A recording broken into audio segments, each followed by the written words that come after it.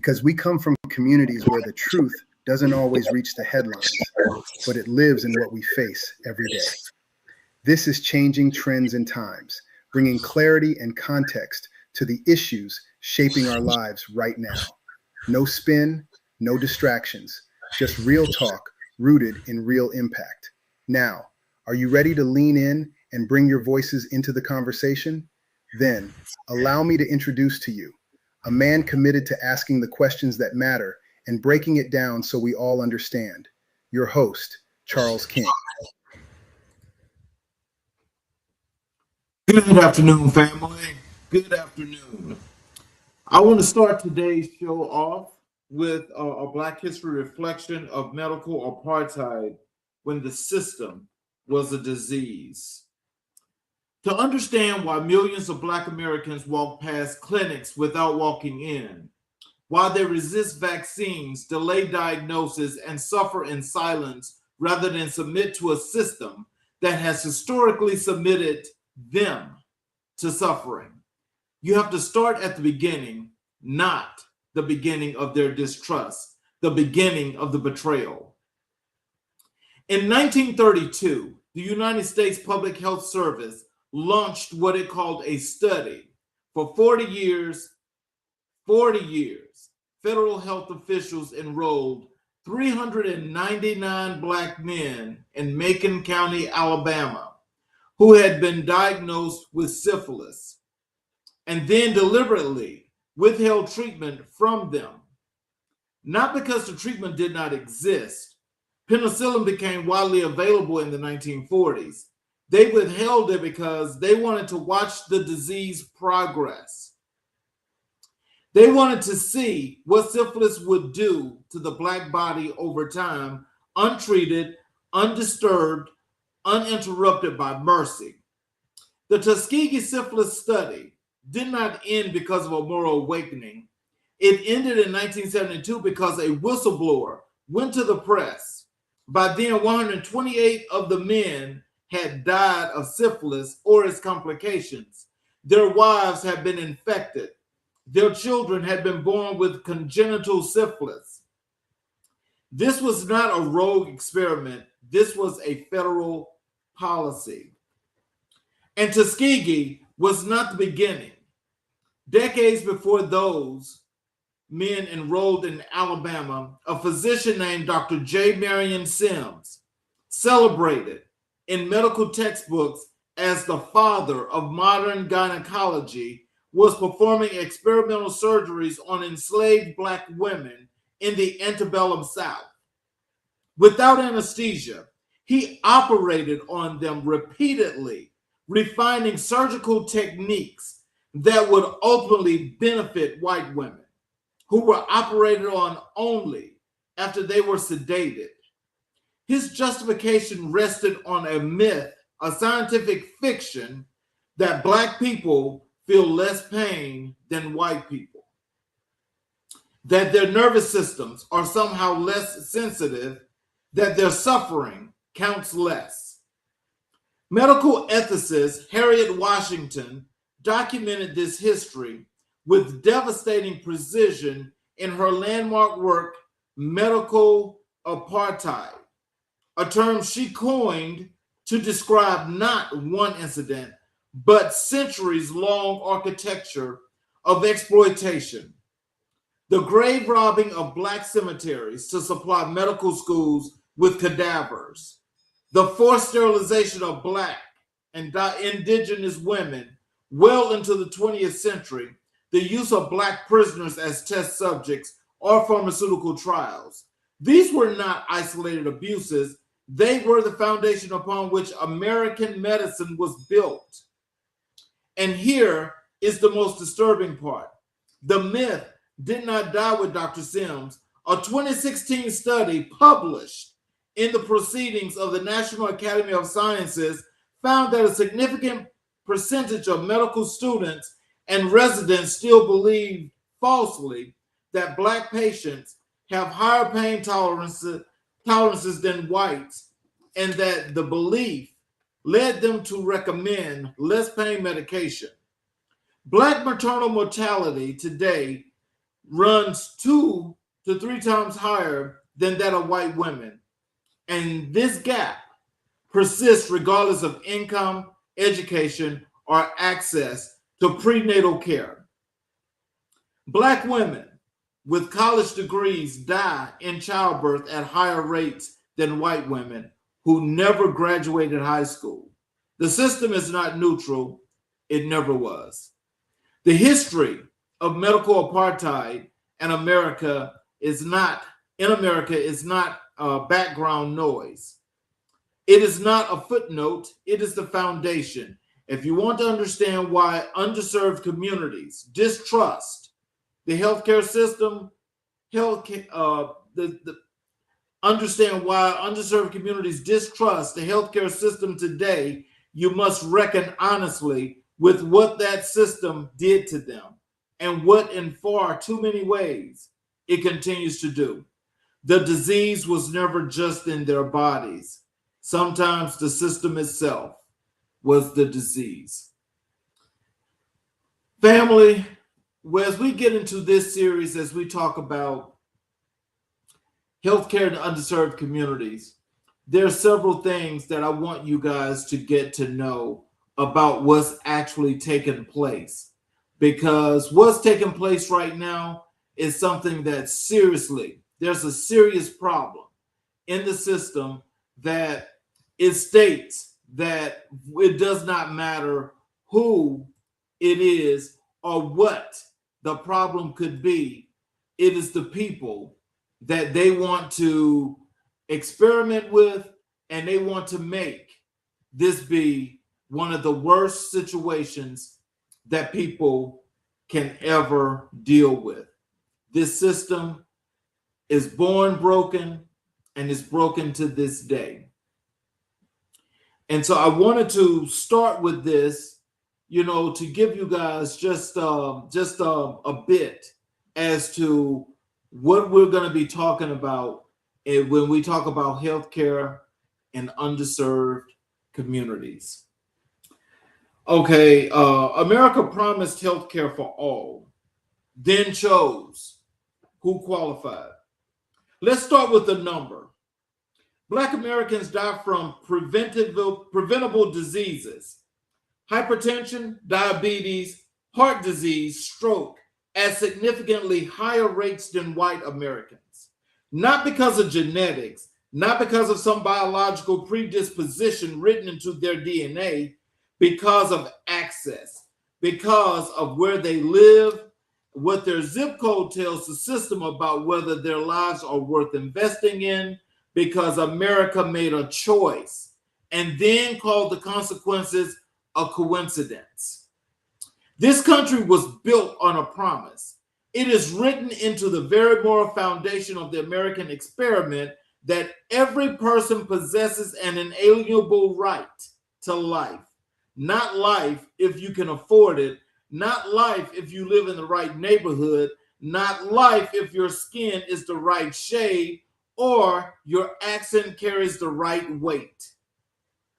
Life. And if life means anything at all, it means the right to be well, the right to see a doctor, the right to be heard, believed, diagnosed, treated, and sent home whole. The promise has never been equally kept. Healthcare in America has always been distributed along the fault lines of race, class, and geography.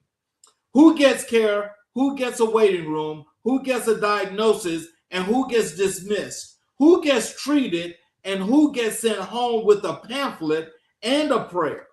These are not accidents. These are outcomes, and outcomes do not happen in a vacuum. They happen in a system. Over the next 4 episodes, we're going to go deep, not shallow, not comfortable, not polite. We're going to look at the data, the real numbers, what do not lie. We are going to hear the stories that policy papers do not capture. We're going to name the structures that have made inequity not just possible, but permanent. And we're going to demand the accountability that underserved communities have always deserved to have and never fully received. Tonight we begin with part one, the foundation, the history, the current reality, because before we can talk about solutions, we have to be honest about the problem, and we have to be willing to say it plainly. If we can name the disease, we can begin the cure, and today we start with the diagnosis. So what we're going to start with is I want you guys to just please follow me, and what I am going to be doing, after this show is I will put some resources on the website. I need you guys to go to the website, Changing Trends and Times. You'll scroll down to the bottom there of the home page, and you will see for the different series that we have that we'll be doing, there will be resources put there per episode. And I suggest that each and every last one of you go and get those episodes, get those resources, because those resources are here for you to not only to have, but to know that when something as to the nature of what we're going through right now in healthcare, we need to make sure that each and every individual can make his or her own decision as to what healthcare looks like to them. So, what we're going to start with, and we talk about the state of healthcare disparities. First, what I want to do is when I talk about underserved communities, I want you guys to know that these aren't my words.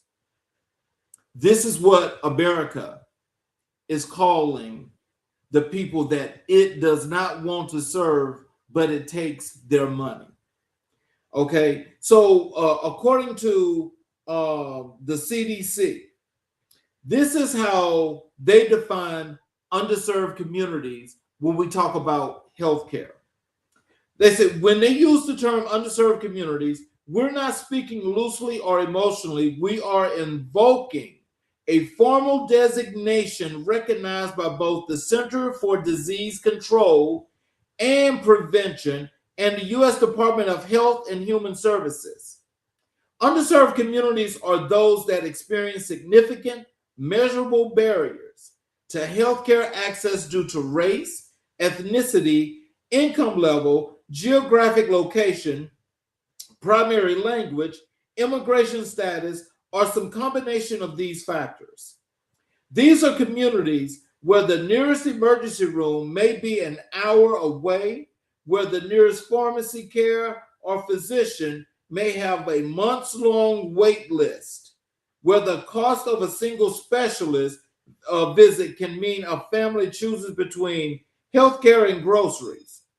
The word underserved is not a euphemism for a deficiency on the part of the community.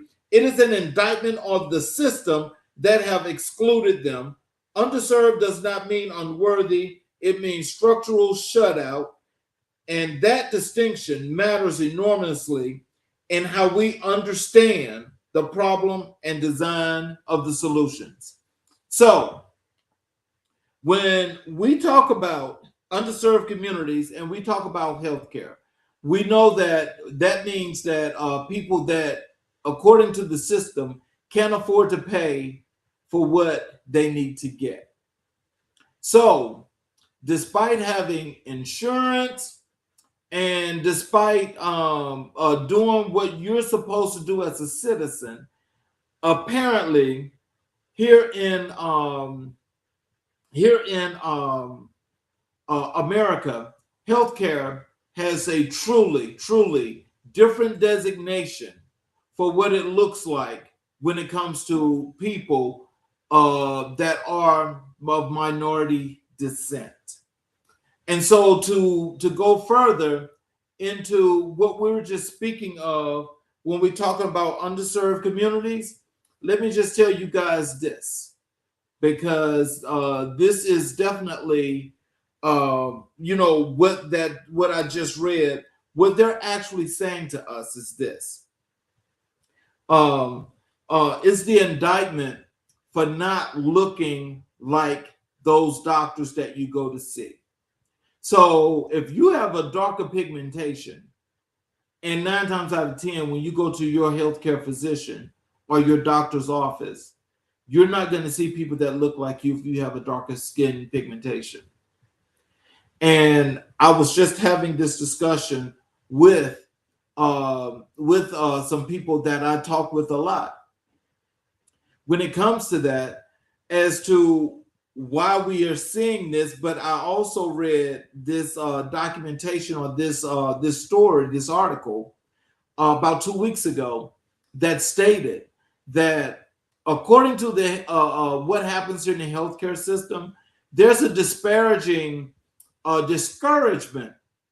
of doctors that so happen to be of a darker skin pigmentation. That is black, brown, whatever you may be, Asian, whatever have you. That there's a disparagement, to discourage you from actually getting into the industry, and they found ways to cut these people off. So it's like no matter where you go and you looking for good health care, and if you're not trusting because of what has happened to you, 9 times out of 10, that means that your suffering is going to get even worse. Now, I'm not saying that to be to scare anyone or to make people feel any other way than what's real, but this is what is happening. And so they're talking about, because you don't look like them, and that means that you're not only not worthy, but your issues or your medical problems or wherever you're there to be seen, they don't put that to the forefront. Now, I'm sure just like anyone else, we all have had that opportunity that when we've gone to our doctor's office and we're looking for services and we're talking about what is happening with us, there's been a dismissal of what you have actually said to that physician. And I want you to think about that when I say there's been a dismissal, because the dismissal is that when you say you're feeling this way, they dismiss that and they tell you, no, you're feeling this way. And this is what they're going to treat you with or treat you for. They're not treating you for what you're saying is your problem. Now, I'm not sure if you guys, if any of you might feel uncomfortable with that, but I can tell you that I have. And I can tell you that I have because there's been times that I've gone to the doctor's office and not trusting anyway. I really don't trust folk in healthcare, because I'm not saying all, but there's just this thing where I'm just leery, because when I think about what I just read to you guys in the opening of this show, and you have to think about you have to rely on somebody that does not look like you to take care of you. That doesn't make sense. And when I say it doesn't make sense that you have to suffer in this kind of silence because the treatment that you need, you're not getting, but you're being charged for those very same services. This is a common thing that happens. And so, now the reason why this is important when we talk about, when they mention underserved communities, is that we're talking about what could be possibly a life or death situation. And if that's the case, if you have to deal with something like that, that is definitely not the thing that's going to that's going to make you feel comfortable with how things are supposed to work for you.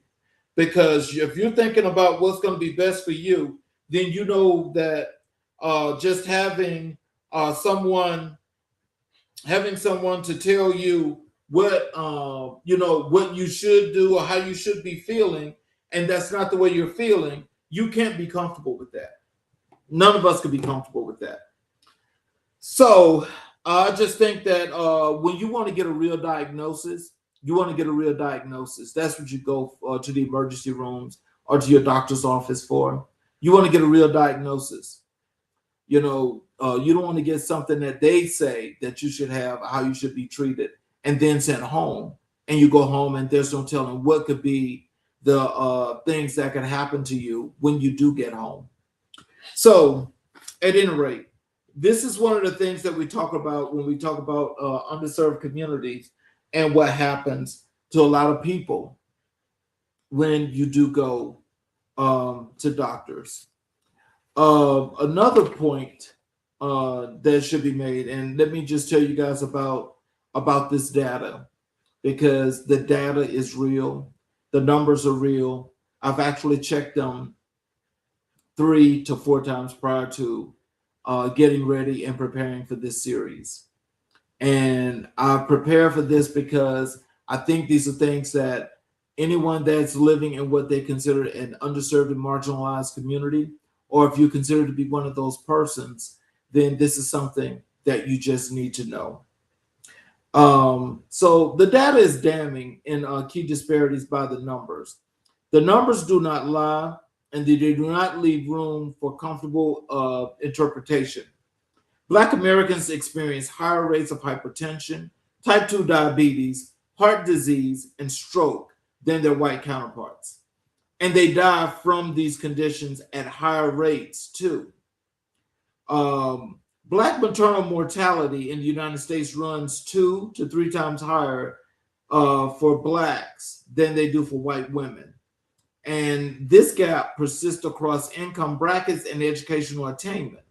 The life expectancy gap between Black and white Americans narrowed briefly in recent decades, but has widened again, a stark indicator that systemic inequalities or inequities are not being resolved, but the redistributed rural American face a compounding crisis. Nearly 60 million people live in areas designated as health professional shortage areas, where there are not enough physicians to meet basic community needs. Hospitals in rural counties have been closing at an alarming rate, taking emergency departments, obstetrician wards, and behavioral health services with them. And Native American communities face some of the highest rates of diabetes, suicide, infant mortality in the entire country. Outcomes directly tied to poverty, geographic isolation, chronic underfunding of the Indian Health Service. And these are 2 coincidences.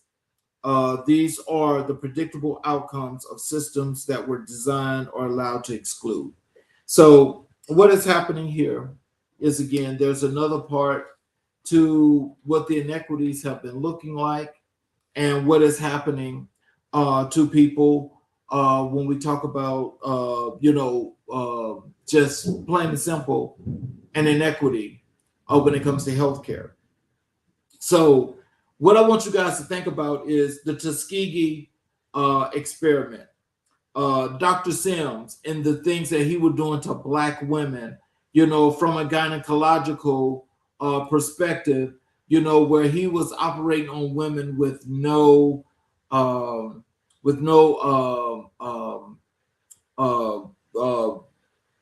medications to numb the pain or to numb the situation so that they can have these surgeries, and there was forced sterilizations and the broader architecture of the medical apartheid, that took place.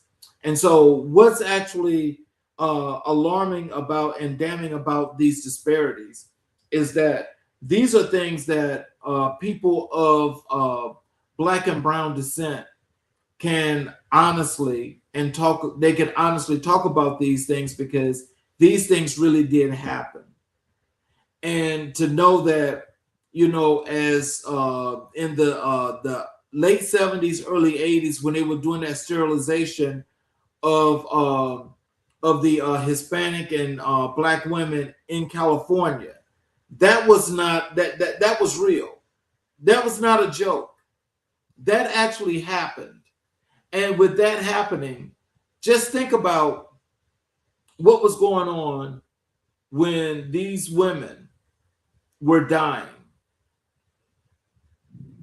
And think about when you have a diagnosis of diabetes and you are, type 2 diabetes, and you're black and brown, Asian, whatever descent you may be, and you're going to your doctor and they take the wrong approach in most cases because they want to tell you that the only way they can that they can actually get you going the right way is they have to give you insulin. They get you insulin dependent, which causes your pancreas to not work. It causes your pancreas to not work. There are other ways, of course, hey, if this is a diagnosis, the diagnosis, but I can tell you, me personally, when I go and I look for a healthcare physician, I want to go and look for someone that looks like me. Because I can look, when I look them up and I see that physician, I am able and I can trust the reliability of what I do when I look up this physician as to his or her credentials, the things they've done, and what they're doing now. I can look them up and I can be comfortable with them. When I go into their office, I can sit there and I can be comfortable with them and have a real conversation. The uncomfortability of someone that's black and brown or whatever other descent that's not actually what they call white, there's an uncomfortability there because these people act as though if they don't understand what you're saying, but you have to understand what they're saying. And they're actually talking totally opposite of what you're telling them. And so this is one of those things that contribute to more and more of what's happening with the negativity when we talk about healthcare and its improprieties when it comes to anybody that's not white. Because you always hear, especially when the news wants to report stories or newspapers want to write up stories, they write up these stories as to what happened to these people, and there's nothing else said about it unless the family does its due diligence to actually do some investigative research and find out what actually happened that caused the death of their loved ones. So the role of the structural racism in healthcare outcomes. In 2021, the American Medical Association formally declared structural racism a public health threat, acknowledging what communities of color have known for generations. Structural racism is not about individual prejudice. It is about the cumulative compounding effect of policies and practices that have over time concentrated poverty in certain communities while concentrating resources in others. Redlining, the mid-20th century central federal policy that denied home loans and insurance to residents of predominantly Black neighborhoods, did not just determine where families could live, it determined the tax base of their schools, the safety of their streets, the quality of their air, and the quality and the proximity of their grocery stores and medical facilities. Communities that were redlined in the 40s and the 50s are in many cases the same communities that are healthcare deserts today. Environmental racism has placed polluting factories, highways, and industrial facilities disproportionately near Black and brown communities, contributing to higher rates of asthma, cancer, and cardiovascular diseases. The wealth gap between Black and white Americans itself, a product of centuries of exclusion from economic opportunity, translates directly into a health gap, because in America, health is not a right. It is for too many people a commodity. And structural racism has ensured that access to the commodity has never been distributed equally. In this case, when you talk about what's happening in our communities, you have these new data centers that they're putting up all over the place. People are not able to breathe because of these data centers. These data centers are being put in places where they're actually sucking up all of your actual utility resources, and you have to endure what they are saying you have to endure. That's not fair, for one thing, because your tax dollars in this case should be where they should be, that is taking care of you and your communities. Instead, your tax dollars are being transitioned over into other communities and taking care of these people, giving them more and more of the resources that you should have in your community. And so what this means, this goes into the political side of that. That is, your representatives are supposed to be there to fight for you, to do more and more for you, but they're not. So now you got to think, who's working for me and who's not working for me? How do I do this for myself? And how do I, or if I should rely on someone else to get me the health care that I need? Because I'm still paying my tax dollars into this system, but not getting the return on my investment. So this is one of those things. I will say this is that when we talk about this mortality rate and what's happening with Black women during childbirth, this has nothing to do with if she's rich or poor. This is just a fact. She could be educated or not. Black women suffer higher in the mortality rates of pregnancies than white women. Not a good thing. Something has to be done about that, and I know that there's been several studies that folk are trying to create and come up with things, ways of trying to actually take care of this. But time is now of the essence.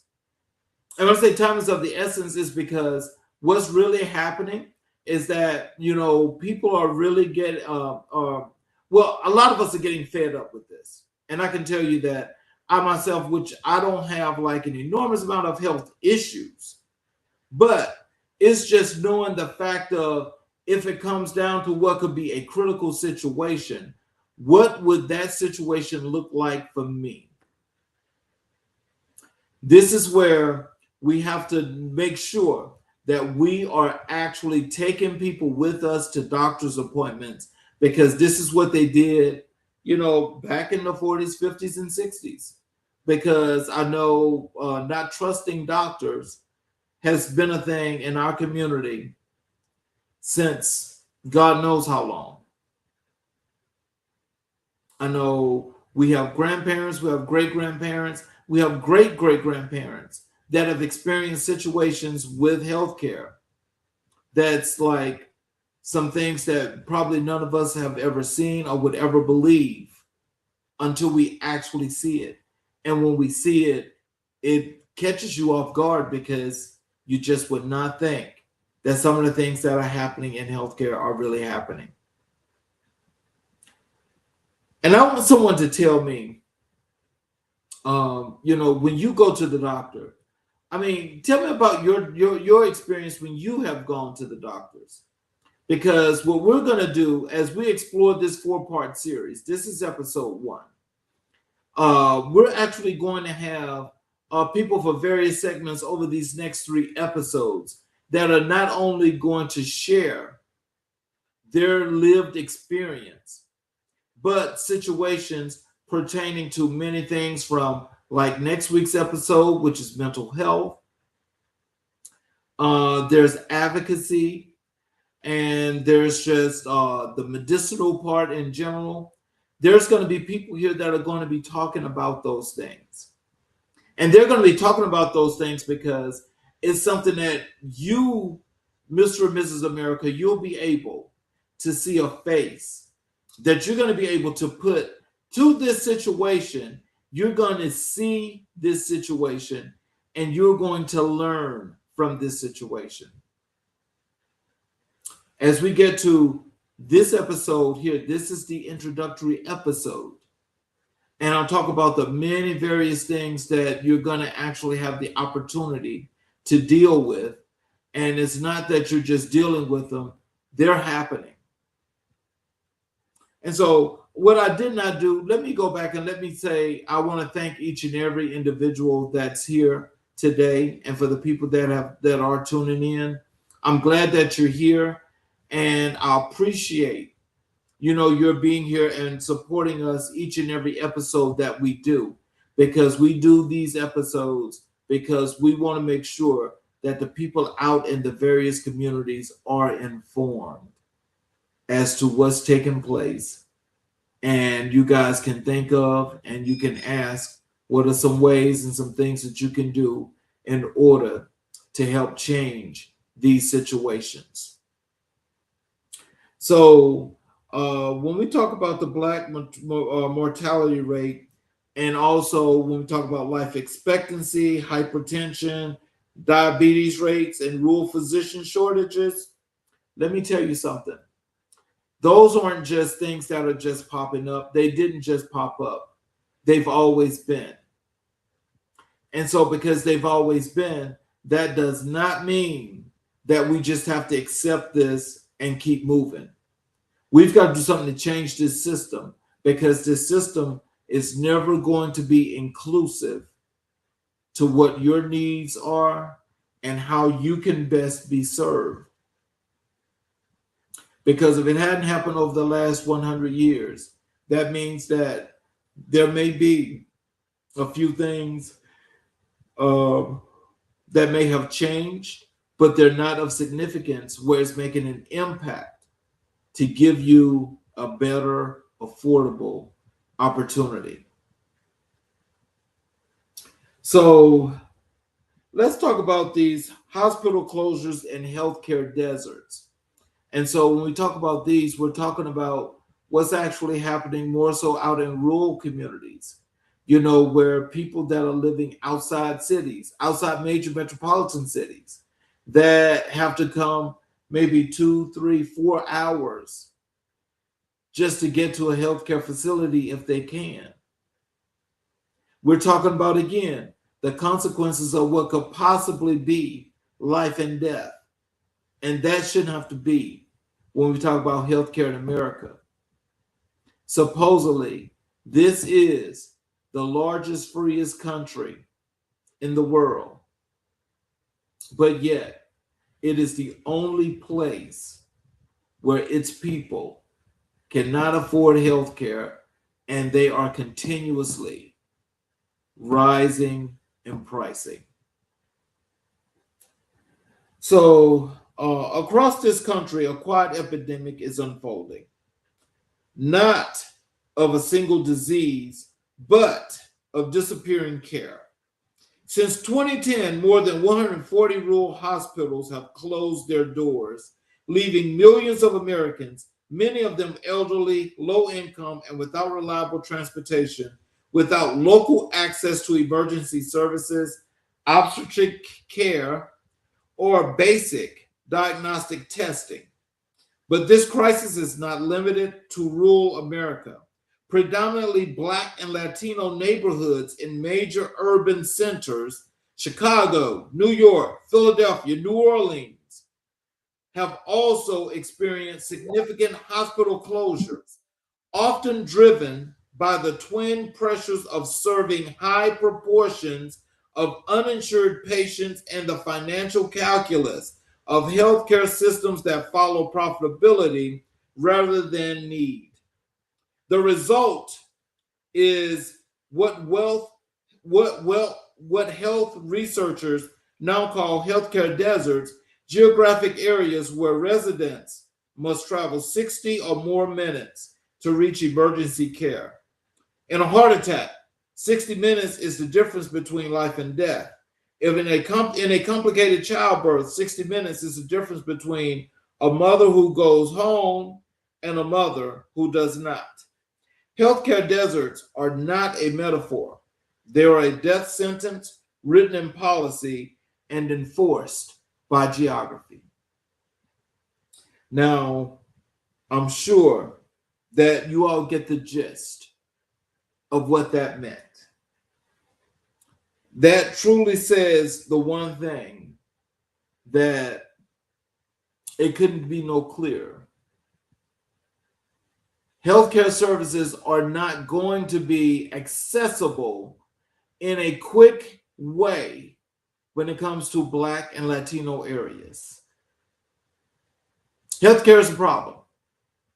So now you're forced to move to areas that you can afford in order to be close to emergency services. That's not an intention. Well, that's not meant to be that way, but it's intended that way in order to keep those out that that these folk do not want to serve. Why is that way? I cannot tell you. Only those that make these decisions can tell you that. And this is where we have to ask that hard question. Why do I have to travel so far to get to a healthcare service? Why can't we tell these folk that are running these political offices in our local county and state governments, in our cities, if this is the case, and I have to fight and continuously to argue about services that I not only pay for, but I earn as a right because I'm a citizen of the country. Why do I have to keep fighting for these things that are here for me to use naturally? You have to always fight for these services. And I don't think that that is something that many of us want to keep doing and keep doing and keep doing, because the fighting takes so much out of you. It takes so much out of you. So, when we talk about this structural racism function as a public health crisis, let me tell you guys this. This determines how long you live. Because if you're getting healthcare treatment and you're allowed to seek services whenever it's needed, 9 times out of 10, you're going to do well. You're going to live. But if you've got to go miles and miles and miles away, if you got to go miles and miles and miles away just to get healthcare services, then you're bound to be caught up in something that most likely is not going to be fitting. Is this right? No, it's not. Is this a known fact? Yes, it is. Are they going to correct this? It looks like they're not. So we've got to organize a little bit better in order to get things to work the way they are supposed to. And so when we just talk about that, I want all of you all to be doing what has to be done. Let's have a message here from Charlie Hardy. Congratulations on sharing this critical information. We must convince all of our organizations to join hands and collaborate in attacking the problem. We have too many silos. We must stop being territorial. We must have all hands on deck. Charlie E. Hardy, retired university professor, Tuskegee, Alabama. Thank you, Charlie, for joining the show. And you're absolutely right, because this is one of those things that I will say is that despite the silos, we've got to build our communities where our communities will be able to withstand situations like this. You see, where the problem comes in is that there can be many, many folk that mean good and trying to do good, but there's not enough of us. I agree with you that we've got to get these hands together, all hands on deck. We've got to connect and unify in order to build our communities, in order to make a better system. I agree with you 500% on that. We have to do that. And if you actually got some ideas and some suggestions, I want to tell you, I'd love to talk to you about that, but I'd also love to hear those ideas that you have, because they do matter. Because we're not just talking about ourselves, we're talking about all people, all of our people in all of our communities, because all of our communities are really suffering majorly because access for a lot of these things are just not there. And that's not a good thing. That's not something that should be happening, but it's done by design. So that means that with this system, we can stay in the system, but while we're in the system, we need to be building our own system in order to have better health care, so people can be comfortable and know that they can go and see a doctor that is really going to make things better for them. I do agree. Unification is definitely something that needs to happen. I agree with that 500%. Thank you for writing that in the comments, sir. So when we talk about this trust deficit, this is something that has always been there because, I really think for those that might not know or understand, I mean, what would make these people do this experiment with the syphilis on the Tuskegee Airmen, or this man, this gynecologist, doing these things to these women, to prevent them from having babies? That's horrible. That's horrible. But they weren't even held accountable for these things. But just when we think about this, I mean, why should we trust them? But let me tell you this. See, when we talk about the trust deficit, I'm going to tell you why many underserved patients avoid the system.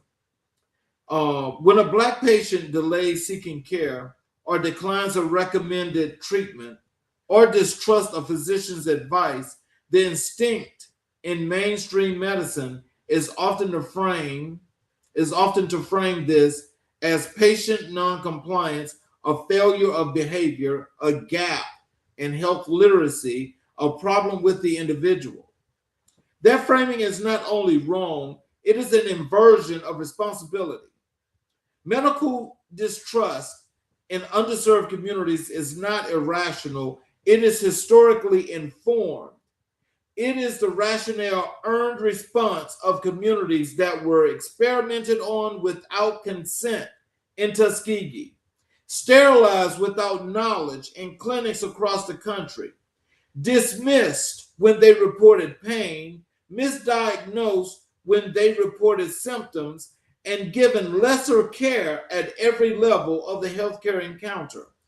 Contemporary research confirms that medical providers, even those with no conscience bias, are less likely to recommend pain medications, diagnostic testing, and specialist referrals to Black patients than to white patients presenting with identical symptoms. Black women reporting being routinely ignored when they describe symptoms that will prompt immediate action in white patients. The trust deficit is real and is rational and is direct measurable cost in delayed diagnosis, advanced disease presentations, and preventable deaths. The systems did not earn this distrust overnight. It will not recover. It will not recover it with a poster and a waiting room. It must be earned back through policy, through practice, through accountability, and through genuine cultural transformation. If any of you have ever gone to the doctor and you've been misdiagnosed, please tell me what your misdiagnosis was. Now I'm gonna tell you something, because this is really crazy, but it's true. I went to the doctor. The doctor misdiagnosed me and said that I had osteoporosis. Now I'm like, osteoporosis? I said, I don't think that's the case. So then I had to go through, and I said, well, let me just go and see what's going on here, because I don't believe this. So they wanted me to go and have this bone density test and all of that other painful stuff that go along with that. When I went to this specialist, the specialist told me, no, that is not the case. This is a misdiagnosis. That in itself, my right hand, that in itself said, no, I'm not dealing with that again. Because if you're misdiagnosing me for this, which is very simple, if you can misdiagnose something like that, and then you come back and want to tell me that I have something else going on, do you think I believe you? No. Would I ever believe you? No. Should I believe you? No.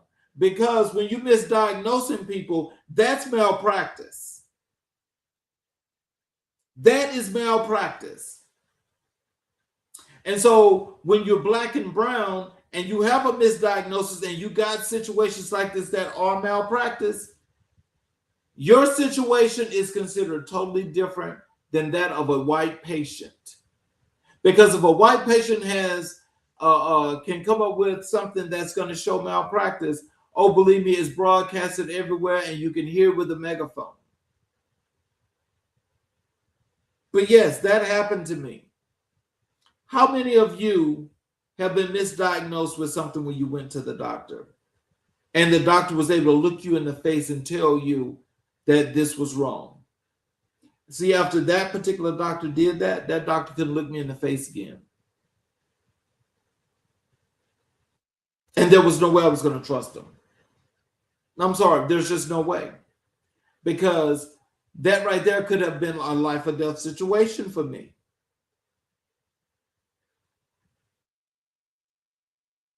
But this is what happens with our communities. It's widespread, there's a panic, and people really don't know what and how to handle situations like that. And I can tell you, this is not just me, but it's with any of us. With something like this, we can actually find a way to make this work and do what it's supposed to do. But you know, if we do that, then yes, we do this. But we have to find a way to make this system work for us.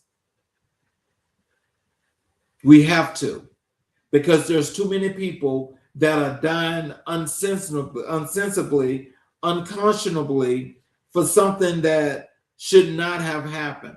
When you have a simple diagnosis, and how they're just diagnosing people now with diabetes, you know, and they're just like throwing people in this little thing about diabetes, and they give you all these drugs that are doing you even more harm and causing you all kinds of problems and issues. Now, again, when I say this, I'm just telling you what's out there. I'm just telling you these facts. I'm not telling you not to go to your doctor. I'm not telling you not to seek medical help. That is not what I'm saying. What I'm saying to you is that these things are happening, and if it's happened to you, it's something you really need to look at. And I think most of us that are in black and brown communities can understand exactly what that means.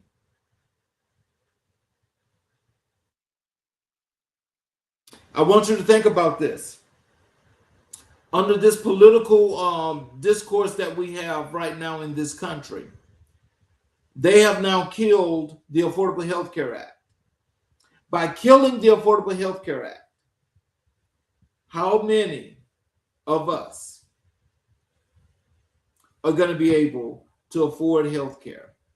That's even with insurance, because now when you go to your healthcare provider, depending upon where you go and what you're going for, premiums are over $100. Most of us that are in the Black and brown and underserved and marginalized communities can't afford that. Why would they want to cut off healthcare here in the freest nation, the largest nation, the richest nation in the world, as is stated to this day? Why are they cutting off healthcare for our people? But other industrialized countries around this world have universal healthcare for all of their people. I ain't making that up, and most of you all already know this. But just saying, putting that question out there. Why are they trying to take healthcare from us? That's definitely not a good thing. And so, what must change? At the policy level, we've got to have a change. But what must change? The solutions are not a mystery. They have been researched, proposed, and in many cases piloted successfully. What has been missing is political will to implement them at a scale. First, every holdout state must expand Medicaid under the Affordable Care Act. 14 states have still not done so. And the communities most harmed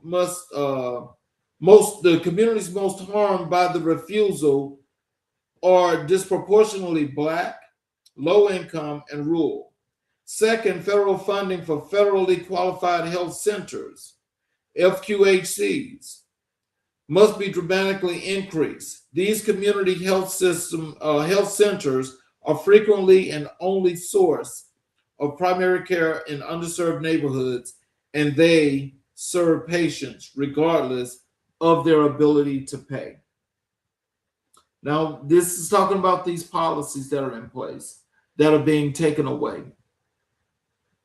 And, I got to say, for, when we go and we do things, when we think about politics and what the effects are, each and every person that went to vote this last time, you knew what you was voting for. So if you knew what you was voting for, you don't get buyer's remorse. And if you don't get buyer's remorse, then that means that you know the status in which you have put everyone else in, because you were thinking of effects, but effects only for certain people and not all. And now we're all stuck in a situation that's unbeknownst to any of us. So as we get to the end of this show, let me just tell you guys again, I appreciate each and every individual for being here. I appreciate you guys for listening, but also what I'd like for you guys to do, for those of you that have not yet subscribed to this channel, please subscribe to this channel, because every Saturday when we do these episodes for this series, I want you guys to know that each episode is going to bring something different, but it's also going to be thought provocative for you to be able to use your mind and think about the things that are going on in healthcare that you want to make sure people are able to actually watch. So with that being said, I need you guys to subscribe, but I also need you guys to go to the website, changingtrendsandtimes.com. I need you guys to go and pick up those resources, read these for yourself, and learn about what's happening in the healthcare system. So when we come back next week, when we're adding mental health to this for next week, you guys can come, you can ask all your questions. Also, when you get there, if you know somebody that's doing good community work while you're on the website, go ahead and recommend someone as a change maker. We're going to be highlighting change makers on the website for a whole month once everything has been vetted. And so the last thing is that I'm going to close the show with this monologue because it's very important that you guys understand the who, the when, the where, and the how. So we have the diagnosis. Now we need the will to heal. I want to thank you. I mean that sincerely, not as a formality, but as a recognition, because what we talked about today was not easy. It was not comfortable. It was not the kind of conversation you can have with the lights on, low, and the volume down. We looked at history that America has tried very hard to forget, and we looked at the present that too many Americans are still trying to ignore. You stayed with it, that matters.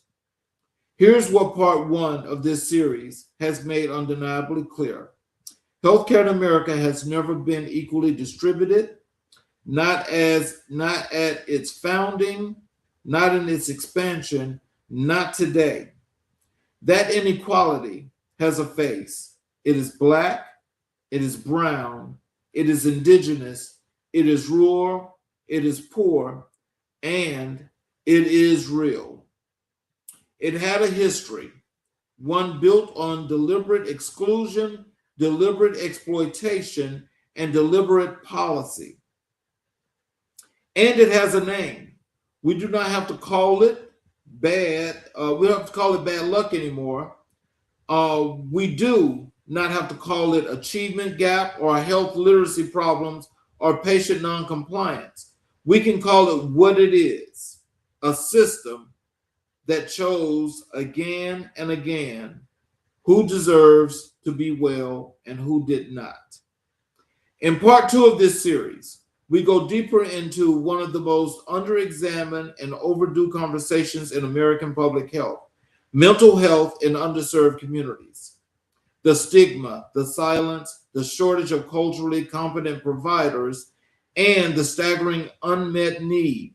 You will not want to miss it. But before then, take this episode with you, share it, play it at your kitchen table, bring it to your next conversation with your doctor, your city council member, your state representative, because the people with the power to change these systems are counting on your silence. Do not give it to them. This is Changing Trends and Times. The trends are changing because we refuse to accept the times. I'm Charles Zachary King. Keep watching, keep pushing, and keep demanding better. Thank you all for another great show. We will see you guys next Saturday for part two. And you guys have a great, great, and wonderful weekend. Join us tomorrow on CK Stories from the Heart at 3 p.m. Eastern Time. Thank you all, and